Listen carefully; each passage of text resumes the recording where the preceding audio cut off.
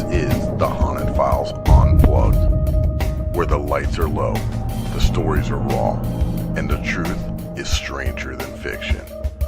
Join Mike Delcoro, Eric Vanderlaan, and their special guests as they dive into the dark corners of the paranormal. From hauntings and cryptids to UFO encounters and everything in between. No filters, no scripts, just pure, unfiltered conversation from the world beyond. You're listening to the Haunted Files Unplugged.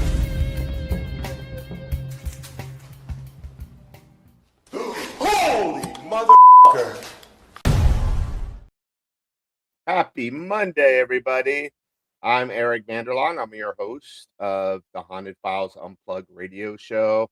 Unfortunately, tonight I'm missing my partner, Mike, but it's okay. We're going to keep rolling. And we got an amazing guest. We have Chris Balzano. He's actually a high school teacher, but he's been involved in the paranormal and doing research since '94. He has a podcast, Tripping on Legends, and he knows a lot about anything that's haunted in Florida. So I made a little, if I can find it, a little intro for him. So here we go. Bam.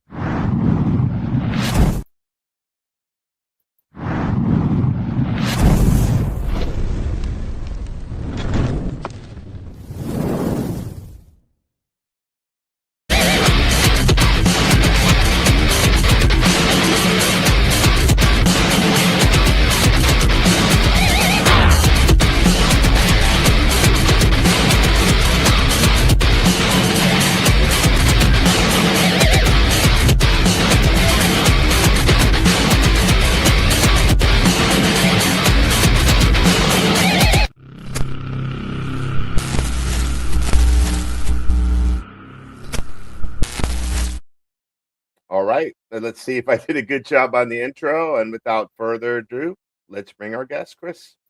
Bam. Man, I got a delay on my mouse here. I don't know what's going on. I know, I'm having a little delay here. Thank you very much for that amazing intro. Well, I got you nervous, right? You did get me nervous, right? Like, it's so funny, man, because I do a haunted tour as well. So I'm out there, and when I'm doing my haunted tour, I'm totally like into it. It's like the same thing as being in the classroom. Like, I'm interactive. I don't, my hands are going, and then I see like someone post a picture, and it's me like, and I'm like, you couldn't get one cool shot of me the whole tour. So it's always a little nerve wracking when I'm getting put out there with someone else's editing. You couldn't stay still, damn it. Exactly. So we met was it like 2 or 3 years ago at the Heard Opera House at the Paracon there? Yep. Yeah, I think we actually, for some reason, met at another one in Fort Myers. That was the more recent one, right? Well, yeah, it was. No, it was. Year. I think that was actually a few years ago because I remember being impressed by you guys and like coming over and talking to you guys for a bit, and then we met over. Like, we're getting old, man. When all these years and the events get blurred, and you're like, I don't remember. I know, right? I just remember I know you. Wow. So it's like it was funny because when you messaged me, I'm like, dude, like, you're introducing yourself like I don't know who you are. Well, I'm not that type of person. Like, you should know who I am, Like, don't you know who I am? No. I was thinking more of it as like no one knows who I am. It's more of like that. Yeah, I was like, I don't know if this guy remembers me. But I'm glad I left a lasting impression. You did. Well, I mean, I follow you guys as well. Big fan of the show, So you're out in Southwest Florida. You've written quite a few books on Southwest Florida, Ocala National Forest, and among other places. What's really interesting to me is Southwest Florida, just because my girlfriend's in Naples, and we've investigated a few things out there. Most recently, the Ted Smallwood store. Down there in Everglades City, super active, and then we did like a little camping trip and did a little commando investigation at Horseshoe State Park. Oh, I love that place. That's crazy. Yeah.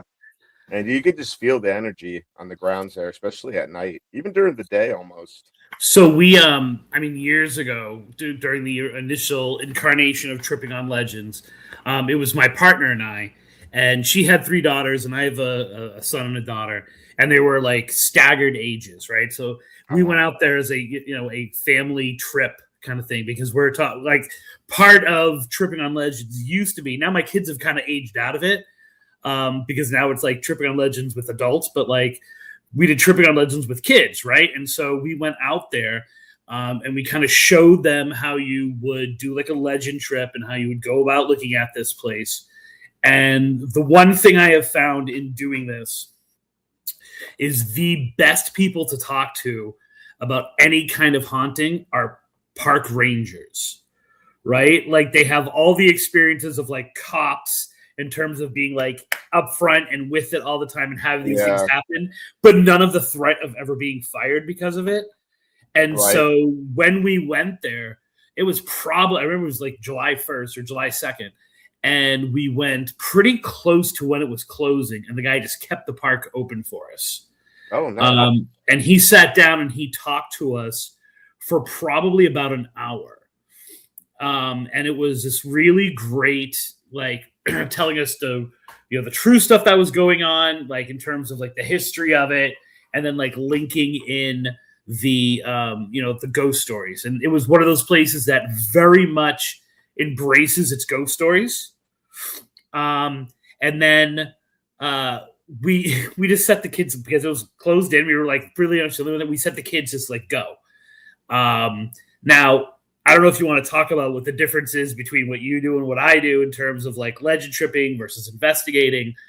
But we always put a premium on experience over evidence. You know what I'm saying? So we don't spend a lot of time with equipment and evaluating evidence afterwards. And yet we got so much evidence at that location that day that it couldn't be ignored and couldn't be pushed aside. Like we had to just be like, no, like we had all of these things happen to us. We had an entire conversation with a rocking chair that would move and stop based on like our questions. We had these phantom bells that were going off that are heard only in recordings. But the crazy part of it is that certain kids in certain locations would hear the bells ring. And so you would have on the video, or you would have on the audio recording, a kid saying like, what's that bell? And you can't, no one else is reacting. No one else is hearing. You hear it on the recording. And I call that in haunted Southwest Florida, like the haunting everyone knows of, right? Everyone who's ever been there says that it's haunted, like has had some kind of experience. Right. And I talked to a woman named Nikki who does like meditation classes there, right? And she's involved in a lot of the volunteering over the years. And all I did was I kind of had her as almost like the narrator of that chapter, and then all these people's crazy experiences there. And of course, the surrounding properties, especially, the bakery, not the bakery where they have the glass, but the bakery that's on 41. Do you know what I'm talking about? Yes, the yellow building. Yes, the yellow building, right? Yeah. So there's the bakery, and then there's what actually was the bakery to the public back in the day. Right. And she said that's like the darkest place she's ever been. And so I was able to create this whole narrative of people literally being broken down on 41 and having experiences in the bakery as well. So it's actually, I recently just gave her a copy of the book, and I'm like, I have to thank you because you made the entire chapter, because it's one of the best chapters in the book. And it's because you have these kind of very pleasant experiences she has that had then kind of that get darker, mixed in with all these other people who have had crazy experiences there too. So the yellow building on 41, that's part of the park as well? So I think it's technically owned by the park, right? Okay. It's all boarded up. When the corrections, when it was open and active, that was the storefront, which is why it was called the bakery. So that was what the general public would have entered to like buy all of the baked goods and stuff like that. Okay. And for people that are watching and listening, go check out Supernatural Eye, Francesca Garcia, my girlfriend. She just put out the video of us investigating Coruscant State Park, and we're working on part 2. It's a 2-part series, and we actually did it on Friday the 13th on a full moon. Perfect convergence of everything. I know, right? We were on Conrad's porch, the old like wooden cabin that's out there in the corner on the opposite end of where that yellow bakery is, and actually it's next to the bakery with the glass. We were just hanging out in the porch, and we started hearing tapping, and we got a Class A EVP saying, "Get out, I'm not your friend." That was wild. Was it a girl or a boy? No, it sounded like a man. Like a man? Yeah.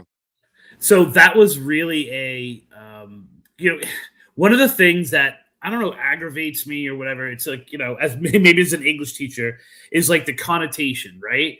So people, when they're talking about the Korean, always say cult, right? Right. And they're usually saying cult to make it seem sexy. Like they were doing evil, and it's like, dude, they were like the most boring cult you can ever imagine. Like the religion itself was, the Hollow Earth theory was kooky, right? Yeah. But these people were not like what we would think, but to make it sexy, they always called it a cult. But for its time, especially, was crazy progressive when it came to women. So women really drove that actual community. And so usually almost all the time, in terms of voices, we get female voices. I've always gotten female voices there as opposed to males. Right. Yeah, I don't know, but for some reason it was like a male's voice. But like you're talking about, like how people try to associate it with the cult, trying to like thinking like it's a dark thing. One person that did take ideas from it was David Koresh, but he spun it off into a dark way that was not even compared to what their community was. It's more of it was more of the idea of like Koresh being on the earth. So like David Koresh legitimately thought like he was the Messiah. He was not like Hollow Earth theory. Like there's really no connection other than the name Koresh itself, which means either father or Messiah or something like that. Right. But what the crazy thing is, and I kind of, I'm not sure if I did it for this or the Ocala book. It had to have been for this one. I was looking at Tweed, right? And Colby and John Smith, all are living in upstate New York around the same time, and then disperse and found these religions, right? So we've got like John Smith. Please tell me I'm getting John Smith right. And it's not Joe Smith. I always forget. John Smith creates Mormonism, right? And then Colby comes down, and you have the spiritualist movement in Cassadaga. And then you have Cyrus Tweed who comes down for the Koreshans. And the crazy thing is, though, it was like, and those are just like three that are two are Florida based, and one's obviously like a major religion, all coming from the same area of upstate New York, like originally. Although Cyrus did come from originally, I think, Chicago, and then to that area. But it's like, what was in the water up there? You know what I'm saying? In the mid 1800s, that was causing these people to have this like revolutionary kind of spiritual movement that, obviously of the three, only Mormonism really, although, spiritualism's going strong, but I don't think you can compare it to Mormonism. Yeah, definitely. We actually did an investigation and filmed an episode for the Haunted Files at Cassadaga, at the Ann Stevens Bed and Breakfast. Mm-hmm. and we got some pretty interesting things there. I mean, it was pretty active, and what was really cool was they have a haunted museum there. That's what is it, Cecil Green? I think it's called. Yeah, so Yeah. we went in there, and then a few years before that, we were with Univision to film an episode. We're gonna take traditional, TikTok, social media, ways to catch leprechauns, Mhm. and we're going to unleash them onto the fairy trail and see what we can get.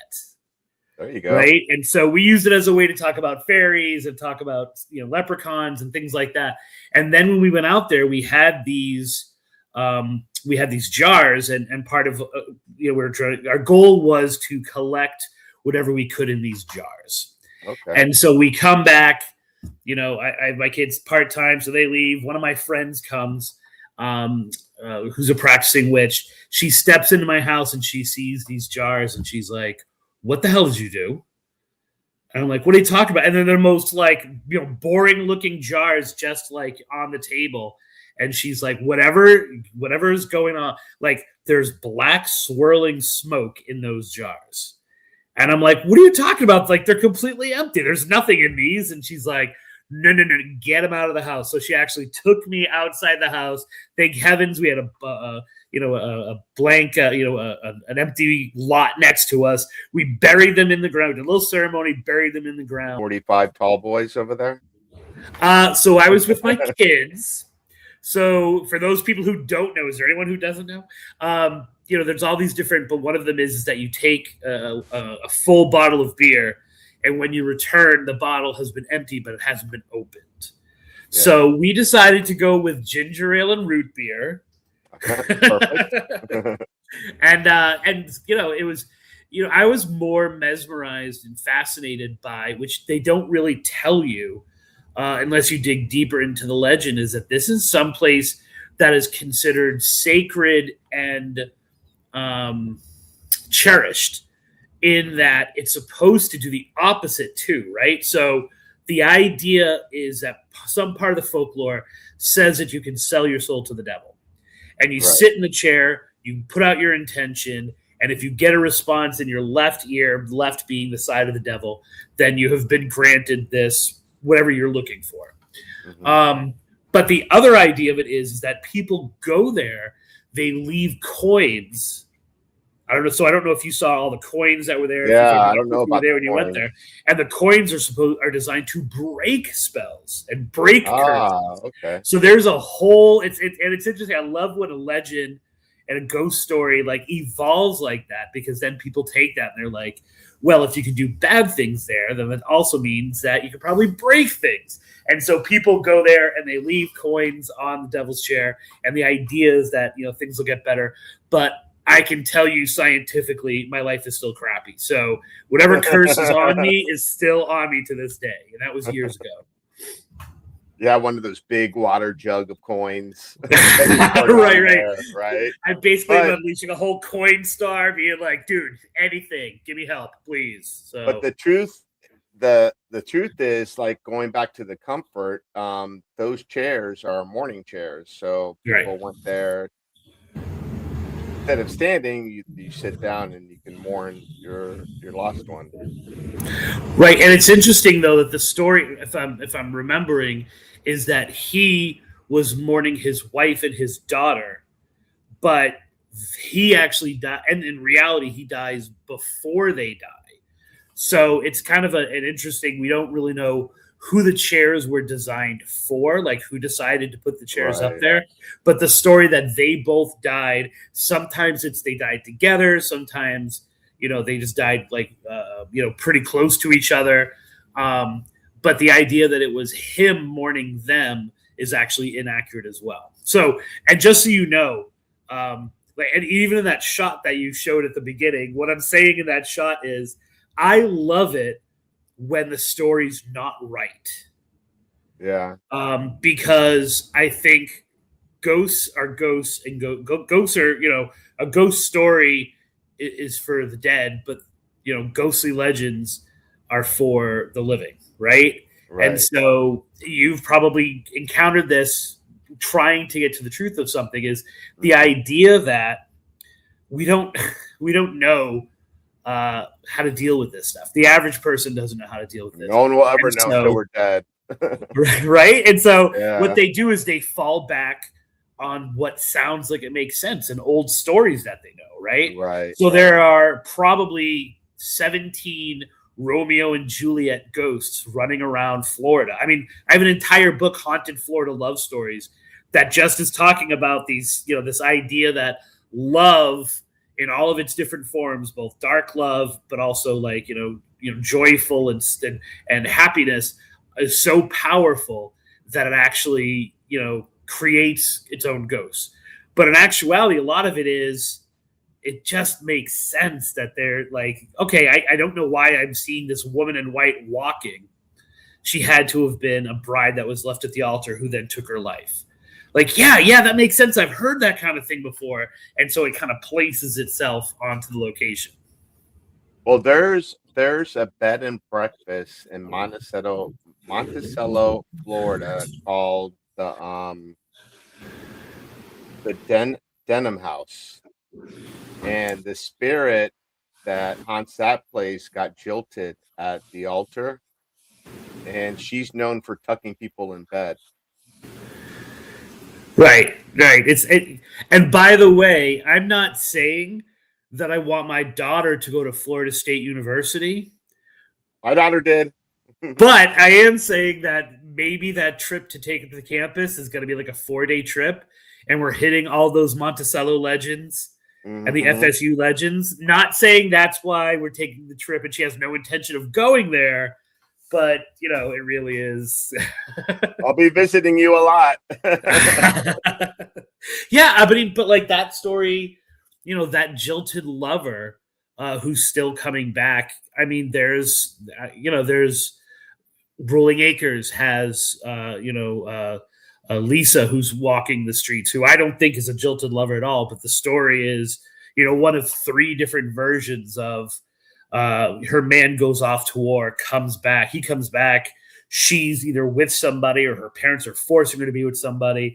He kills her. And now she's still, I think she's a Mary. I can't remember if she's still walking that road. So that story is repeated time and time again all throughout the country. So obviously then like Florida as like a microcosm of that, like we have our own versions of that as well. Probably my favorite though is in Fishhawk Creek, so Boyette, Florida.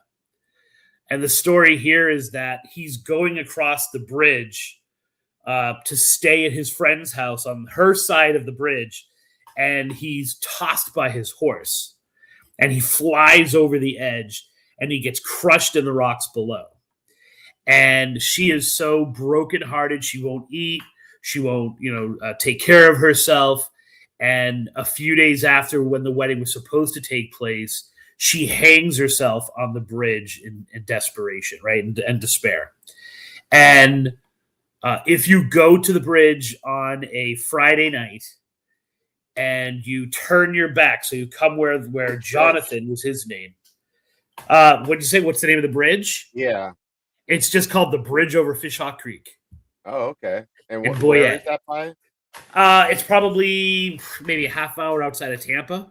Oh, okay. And so you cross, right? And you get like halfway to the bridge, you turn your back, so you're facing away from where her house was. And you say 3 times, I know where Jonathan is. I know where Jonathan is. I know where Jonathan is. And Martha walks across the bridge in her wedding dress. She's got a noose around her neck. She taps you on the shoulder and she says, help me find him. And if you can't do it, you just hear her start to cry and then slowly walk away. And the crying gets softer as she goes. Great haunting, has everything a great ghost story needs. But in the 1970s especially, this was such a popular thing to do that it was published in all these papers, all these different accounts.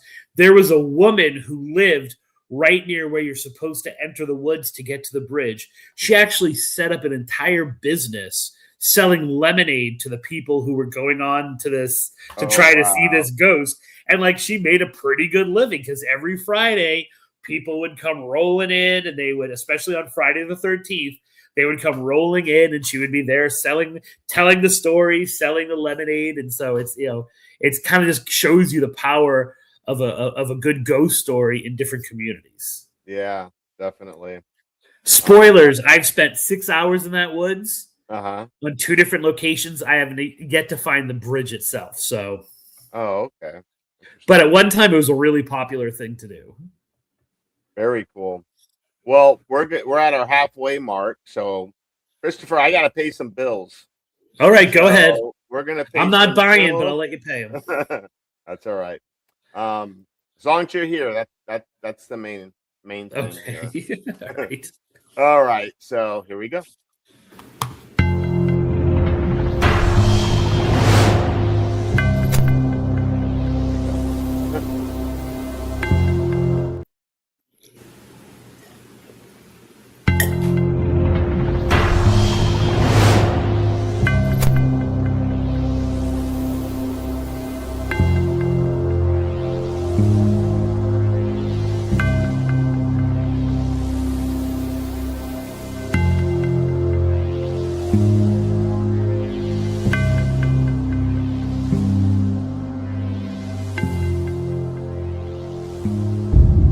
What's up? Mike and Eric from the Haunted Files here, and we got these pieces of paranormal equipment in our hand. Why is that? Because we want to give a big shout out to the Ghost Hunter Store, our sponsor. And you might see some of this equipment on your favorite ghost hunting shows. Is that right, Mike? That's right, especially the Haunted Files on ParaFlixx. And we're going to give you a special code for a discount on these devices. That's right. So if you go to the Ghost Hunter Store, you go to the website, when you check out, if you enter the code Ghost Gone Wild, not Girls Gone Wild. That's right. You get a discount on your purchase. So check them out. They're your one-stop shop for everything paranormal.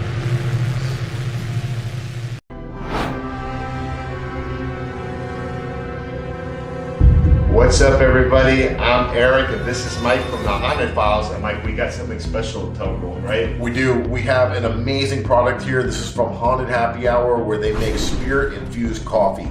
And what's cool about this product right here is it's the Haunted Files edition. It's a Dark Isles brew. Yep, and it's got a blend of Irish cream, pistachio, and dark rum. A perfect blend to awaken your dark side, right, Mike? Hell yeah, it is. And if you're feeling sluggish or you are ready to investigate all night, this is for you, man. And it is amazing tasting. And not only that, but what did ParaFlixx do for us and for the fans?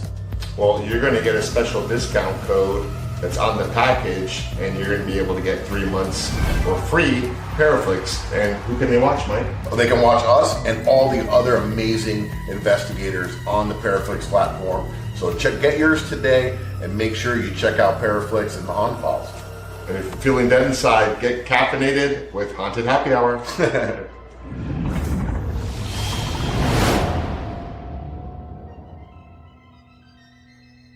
Are you ready to explore the unknown? Eventually. Brace yourself for a journey into the supernatural. ParaFlixx Paranormal Plus, your gateway to the paranormal, all-in-one streaming service. Dare to explore, dare to believe, dare to stream alone. It does not want us here. Sign up now and embark on a supernatural adventure like never before. ParaFlixx Paranormal Plus, the universal home of paranormal. All right. So just to let everybody know that we do have a show that's streaming on ParaFlixx, and if you put in our discount code, the Haunted Files 25, you'll get 25% off the annual subscription. We already got, I can't even believe we got 4 seasons. We just completed 4 seasons. We're working on season 5 and a Halloween special, HalloFlix, that's going to be coming up soon.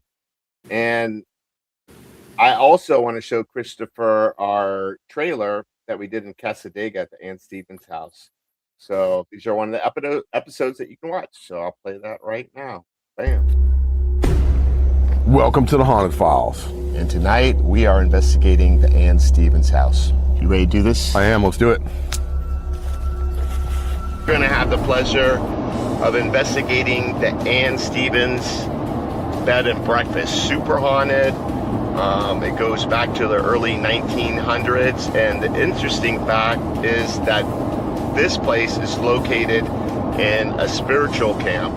The one misconception that drives me the most crazy is that we are a community of witches.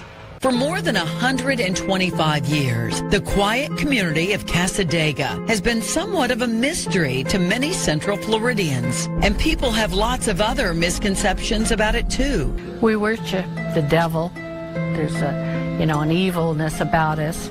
As spiritualists, we don't even believe in the devil. But for those in the know, Cassadaga is a gateway to the great unknown. After we reopened this as a bed and breakfast, some of our guests began having experiences. Some were tucked in. One morning, their bed had been made. Others had seen a man in a Civil War uniform. And we learned that this person had been Ann Stevens' gardener. As darkness settles in over this quiet little town, you can feel the shift in the energy. With our equipment in hand, we head in, prepared to document whatever we may encounter. You get close to that box again? Please? Just let us know you're here. Awesome.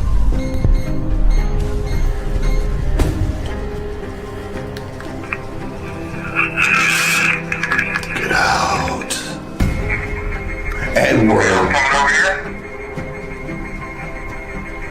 I swear I'm looking across the hallway in the other room, and I feel like someone's peeping out like a shadow. I just got the chills. Yeah, I felt that right there. As soon as I passed the threshold. He said devil. We went to the devil's chair. In 900 feet, the destination is on your left, the Devil's Chair. In Cassadaga, Florida, sits the Devil's Chair, a stone seat said to summon the devil himself. Legends say that at midnight he'll speak to you. Leave a beer, and by morning it's gone. A chilling mystery, and one of Florida's darkest urban legends. What does the devil chair mean to you? Daddy. It was weird. Very cool. We were doing the our version of the Estes method. It's a Delcoro experiment with the goggles. Kind of the Gansfeld experiment. We were getting the devil's chair through the radio. It's really weird. It has a tendency to like reach out into other aspects of the town, right? I know, right? It's so I went there another time. A friend of mine was staying there, and I was doing Spookala. And I was like, and so I find, I'm like, can I hang out with you? Can I stay with you? Because she was staying at the Hotel Cassadaga. Uh-huh. And we got that. We got the knocking on the door. We open up the door, and there's absolutely nobody there. And we were walking around the town, which at night, which they don't really let you do, right? So if the cops see you just walking on the street, they'll ask you like, where are you going? Why don't you head back to the center of town? I'm a paranormal investigator. Yeah. And we weren't, right? We were literally just like walking around vibes, vibes. And there were several spots because it's when you say in that, or when Fox News says on that, a quiet little town, or you say it is like there's a block of a downtown area. And then there's no streetlights anywhere else. There's no right. And so you can't see what you're coming up on. And it was amazing how many times she had like a visceral negative response and just started crying. And then all of a sudden we would roll up on one of the more infamous locations like the Fairy Trail or something like that. So you definitely, there's definitely a crossroads of energy there that makes sense that he would, feel that and put his camp there, You're absolutely right. we did a residential case just down the street from the Casadega Hotel, and at night you could hear a pin drop. It's so quiet there.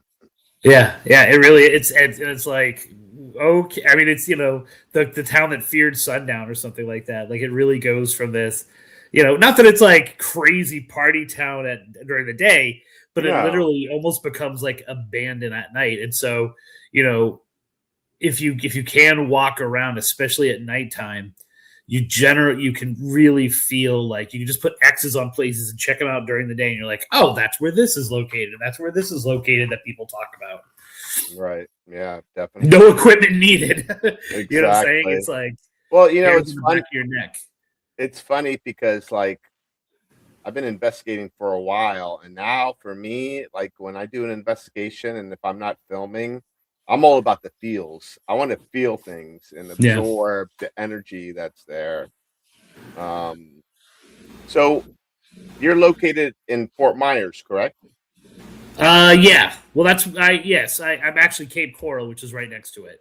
But I do the haunted tour and the history tour in Fort Myers. Yeah. Oh, okay. And what do you consider would be in your what do you think is the most haunted place in Southwest Florida?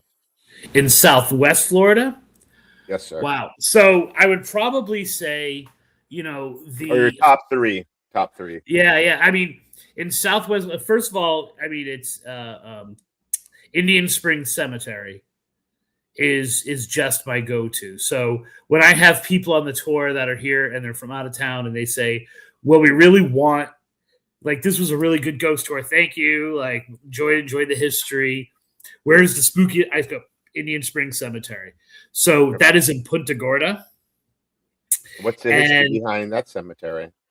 The entire thing is history. Like, you just walk the headstones, write the names down, and you could have an entire history project. You and I were talking about education earlier, right? Right. You go through that cemetery. But some of the more infamous ones is there is the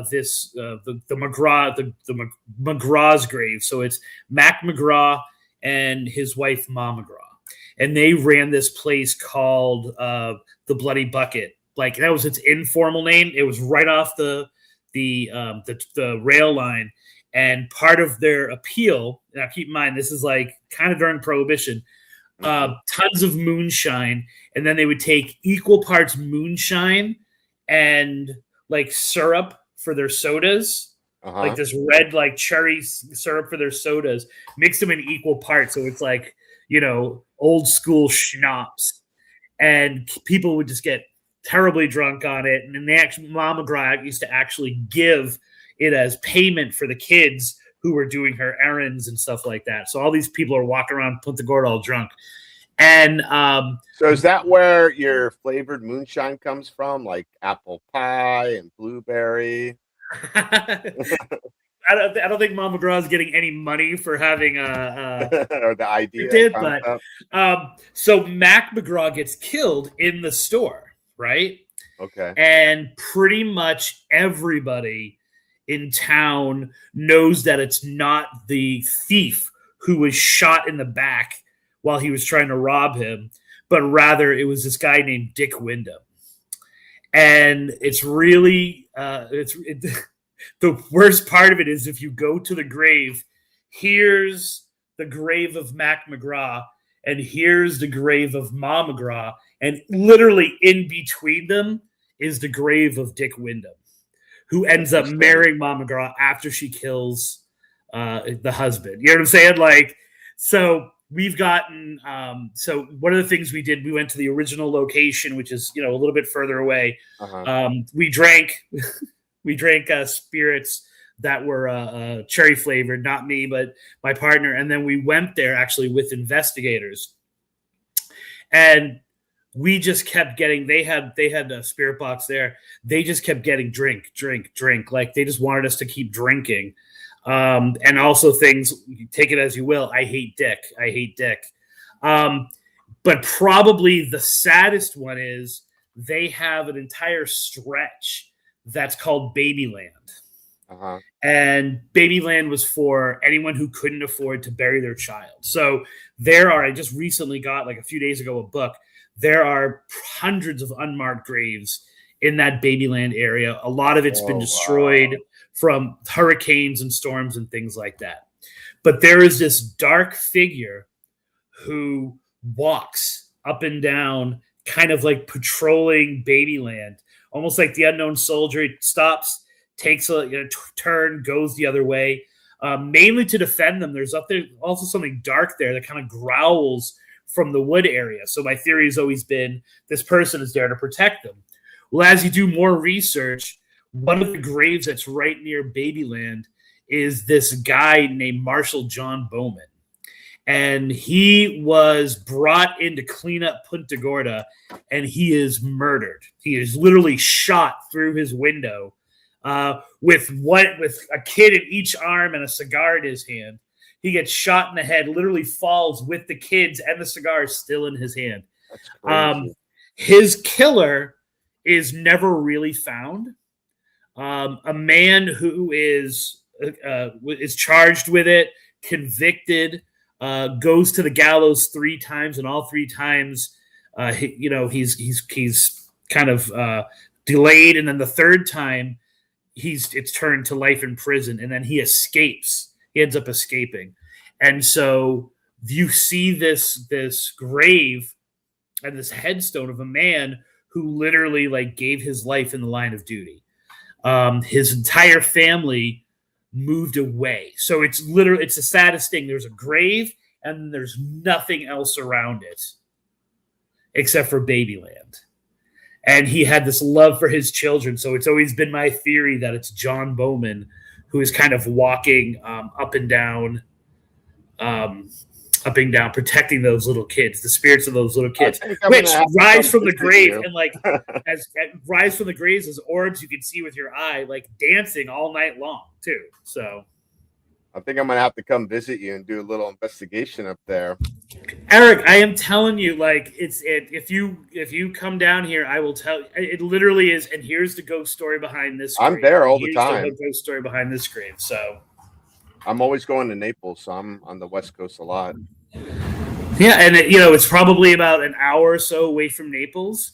It's funny because when I first started tripping on legends, I had kind of stepped. I almost back. thought you were going to say tripping on acid for a second. When I started tripping on acid, though that was earlier. No, when I started tripping on legends, like probably 10 years ago, almost 10 years ago now. I had stepped away from the paranormal for a little bit, and my partner brought me back, and she was in Bonita, which is, the gateway to Naples, they call it. Right. And we were really hard pressed to find stories in Southwest Florida that fit the criteria of tripping on legends. Right. Because it's not just about like, oh, it's a haunting or something like that. And it's not private investigations or anything like that. And, one of the things that I've found is that on the coast, it's really hard because I don't think Miami, you have to let me know, but, there's no one in Cape Coral who is like a 3rd generation Cape Coralian. You know what I'm saying? And like, I'm just now starting to find people in Fort Myers that have been there for several generations, but it's transient, right? Like a good ghost story that has a background that you can like bite into takes generations to kind of develop and pass down. It's really interesting. I was at Annie Russell's theater at Rollins College like last week, and I was talking to one of the theater directors, and she said, and it totally clicked in my head. I'm like, all right, new project. She was talking about how COVID had broken up traditions within the college and within the theater because you didn't have freshmen being told these stories by the seniors and then becoming seniors and telling it to the freshmen, right? Right. So there was like a 2-year period where the freshmen didn't get these stories as freshmen and didn't feel as connected to the college. They didn't feel as connected to the theater.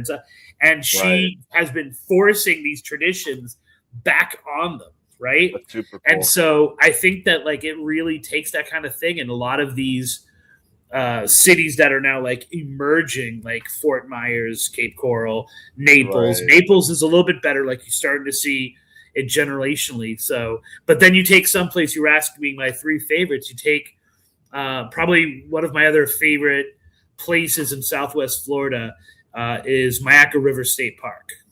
Okay. And I think one of the two of those locations within that state park. Have you ever been there in Sarasota? I've always wanted to go, but haven't been. I'll take you there too. Don't worry about it.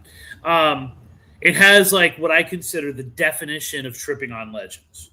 So there's this one location called Big Flats, and it is said to be haunted by a headless man who messes with the campers, right? Knocks on, it's like a RV park, part of the state park. Will knock on the doors. If you leave a fire, he will be seen like trying to get himself warm by whatever remains of the fire. He's seen on the road walking from the water to the actual like campsite. And the crazy thing is that all of the legends, all the ghostly legends of it, people have had sightings of him, and they've talked to me about like things that they've seen. But the legend of it is that he had to have been killed because he's most frequently seen doing all of this stuff in July. Well, then when I went to the actual campsite for the very first time, and I was talking to one of the rangers, he's like, "We're not open in July. Like, we are so slow, we actually close Big Flats, and it's not even open to the public for camping. So I don't know anybody that's having stuff there, right? So, and yet people are still having the experience, right? And then they have this canopy walkway. And that's kind of, right, that's one of the draws. And the story is that soldiers coming back from Vietnam, like a few soldiers who had come back from Vietnam, took their lives from the canopy. Right? And so the story says soldiers coming back. What'd you say? That canopy's been there for that long? Absolutely not. The canopy's not built until the 2000s. That's what I figured. Right? And so, and because in the story, it goes that it then became almost like this pilgrimage. Vietnam vets from all over the country were coming to Sarasota to take their lives at this canopy bridge. There's never been a reported suicide there. It wasn't even built when people are saying that they're doing this. And yet people are still seeing these dark shadows dancing on the underneath part. They're still hearing people walking up the stairs, but no one's there. They're still seeing people who are walking on the bridge, and then they kind of get up to that level and there's no one there and there ain't no place to go. So it's the definition, like, these places are haunted by something. Something is going on. It's just the story that's behind them is not the story. Yeah, maybe it's Native American. It could be. The descriptions are never of Native Americans, but there definitely is always that chance here in Southwest Florida. Yeah, because I'm sure you have them. We have a lot of Native American burial sites around here. I mean, even in Broward County, I pulled up a map. This is an interesting fact. So there's a road called Griffin that goes east and west. It'll go all the way to the ocean, all the way to the Everglades. So like right in the center are these towns called Davie and Cooper City.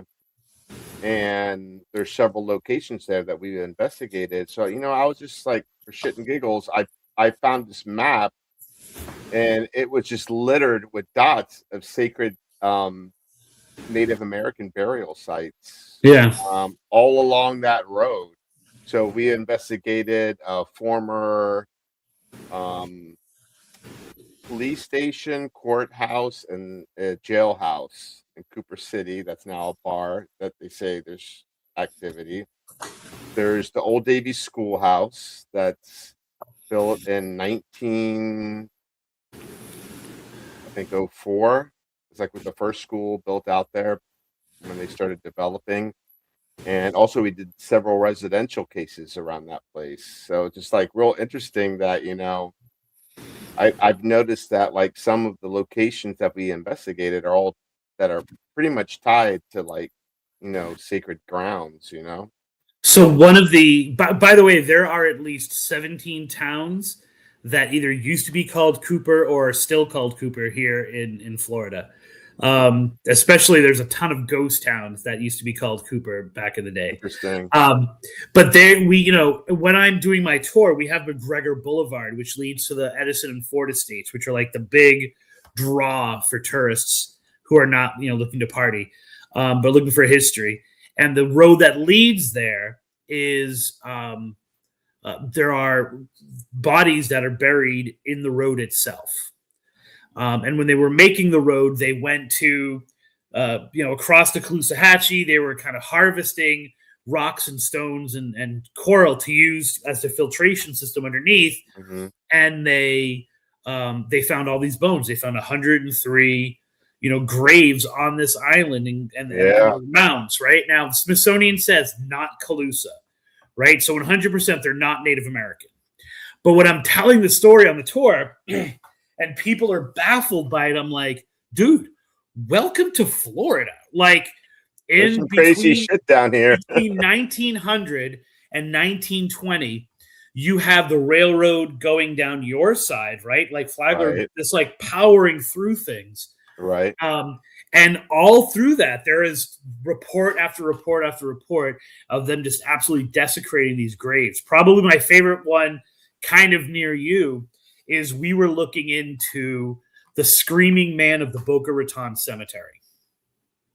Oh, I never heard that. Oh, my word. It's a really great story that has a few different levels to it. But the Screaming Man, I mean, there are police records of people reporting this man, of cops going out and and it's a man who's crying. Like, it starts with a moan, goes to a cry, ends up a scream, right? And people never really see him, but they hear it.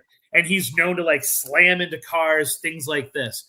And so this is a really good example of, you need to understand the geography. You need to get out there in the field and see the where these legends are taking place for it to make sense. But as we're looking into what was possibly who this man could be, what we found is the cemetery had been moved 2 times. So where it is now is its 3rd location.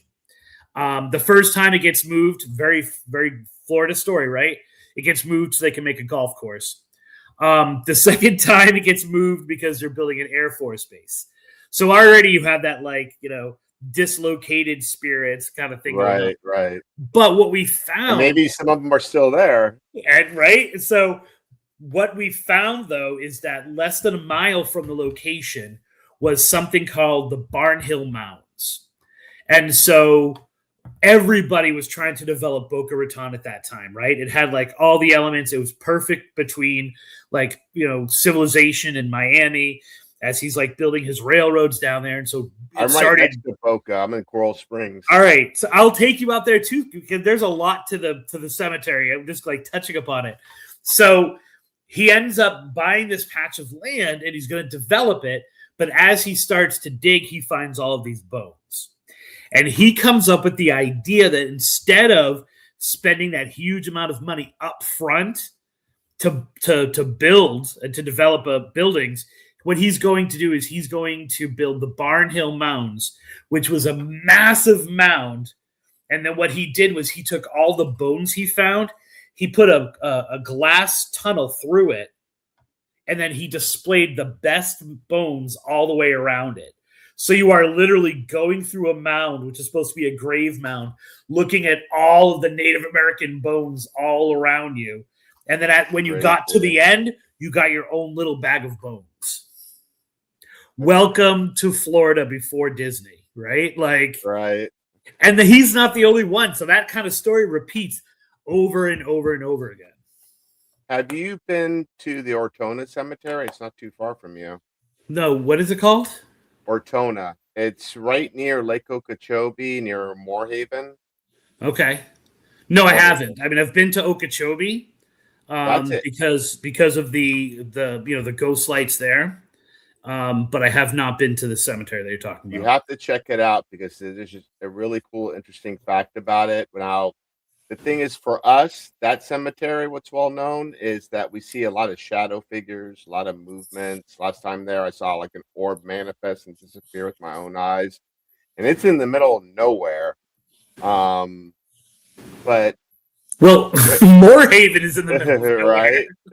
So there's these Native American burial mounds. They're called the Ortona Mounds, and they date back 250 BC. There's a serpent mound and a couple other mounds, and also there was a half moon mound. And the half moon mound used to be where now the cemetery is. So they built the cemetery over these ancient grounds, and they, back in the early 1900s, they dug up the shell mitten from the Half Moon Mound, and they used it to build roads.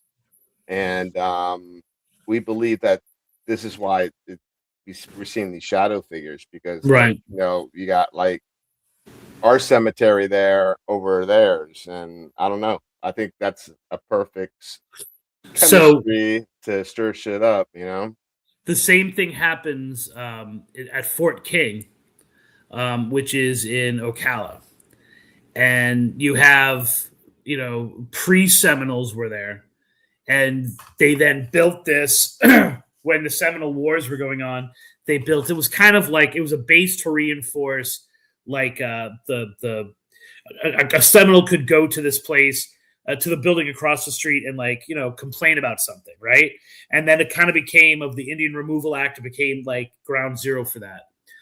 Well, when the second Seminole War broke out, they started burying people in that same area that had been pre-Seminole Native American ground, right? So now you're mixing these American graves, like you're saying, with the tribe that was there before the Seminoles, right?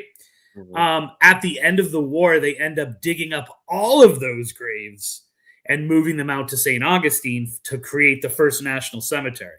So not only do you now have Fort King having these people wandering around the front lawn looking totally confused, not able to find themselves, people thinking they're reenactors, but then you also have the National Cemetery kind of getting the tail end of that as well. Yeah, it's crazy. I mean, I'm thinking the movie Poltergeist, and then you got Weston that's built all over Native American. They got Peace Mound there, and they got a mound there where it's really weird because one of my friends lives in this community in Weston, and he says there's a mound there, and there's this big open spot of land where they didn't build, and I think it's because to pay the respects for that.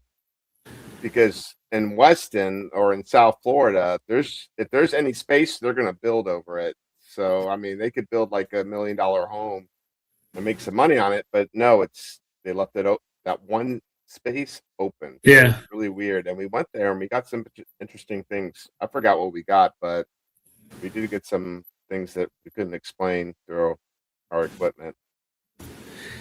Yeah, probably my favorite of all of those to visit is Safety Harbor, right?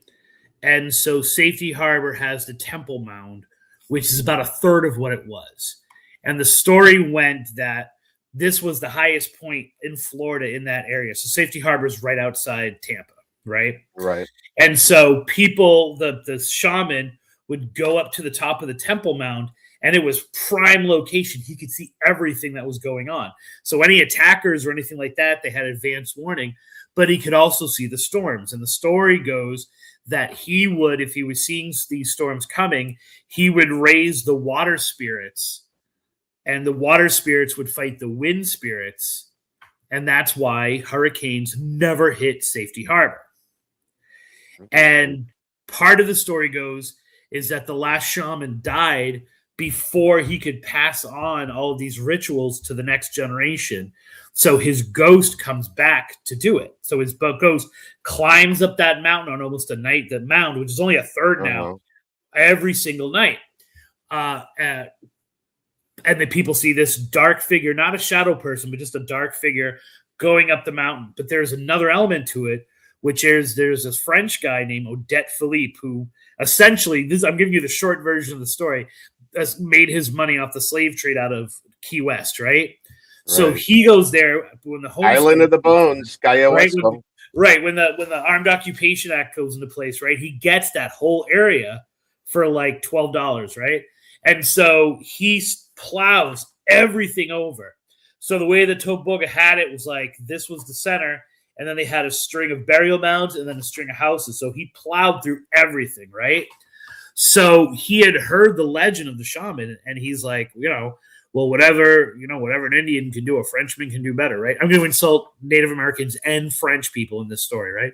And so he climbs up the mountain. He almost does this like mockery of the ceremony, raising the water spirit to fight the wind spirit, right? Mm-hmm. All the homesteads in the area get destroyed. His in Safety Harbor is not even touched, right? Oh, wow. However, when he dies, people say because he had that spirit might actually be him, and he's the one who walks up the mountains. And there was only once in the 1990s that Safety Harbor was hit by a storm, by a hurricane, and it was like a flash hurricane kind of thing, like it's even unnamed. Mm-hmm. And the one thing that it really truly destroyed was Odette Philippe's grave, and so now no one knows where his body actually is. Like, kind of like Cyrus Tweed, is like take it all exactly, right? His body was, his crypt was destroyed. His body was flown away. But like 2 or 3 days before Ian hit, I was in Palm Harbor, and I'm like, you know what? Maybe it's cheesy, but I'm going to go to Safety Harbor and just ask for safety. And pretty much like everyone around me was destroyed in Ian, and I suffered like almost no damage. So I'm like, I don't care whether it was Odette Philippe or whether it was the shaman. It is this kind of like good luck charm. So now every time there's a big storm, I'm like, I'm going up to Safety Harbor and do it a little. Hey, why not? Right? Do it a little intense, though. Well, we're towards the end of the show, and man, we could talk for like 5 hours. Definitely have to bring you back on. But anytime. I know you have like books out and you have your own podcast. Tell people about you and where they can find you. Sure. The upcoming things coming up. The show's called Tripping on Legends. You can go to trippingonlegends.com. And you can, like, on any of the social media, you can either, search my name or search, Tripping on Legends, facebook.com/Tripping on Legends. If you're in the Fort Myers area, truetours.net. Or just get in contact with me. So my social media, if you want a tour, it's like a really great time. Like my most recent books, Haunted Southwest Florida, Haunted Florida Love Stories. And then I'm not saying I wrote Haunted Southwest Florida just so I could write the kids version, but I was able to write one for readers of like between 8 and 12 years old. Or the freshmen that I teach are also in that demographic. But it's like all of these stories, true haunted legends throughout the state of Florida, but told like scary things to tell in the dark. So I have one for that, for Southwest Florida and for the Ocala National Forest. Oh, bless you. Just talking about this stuff, so like, I mean, if you're into that stuff, it's part of the Haunted series. So if you're into that kind of thing, just go to your local CVS and you'll probably find one of my books. Awesome. Check it out. Or get in contact with me, whatever. Awesome. And then also check out the Haunted Files. We're streaming on ParaFlixx, and our show, the Haunted Files Unplugged radio show, live every Monday night at 9. Don't forget to subscribe and like.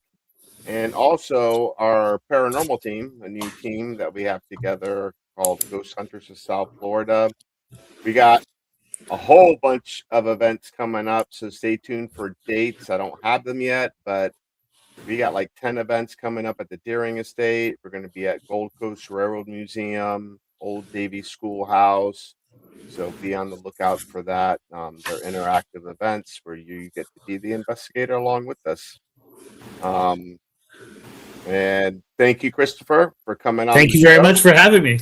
And everyone have a good night. Peace.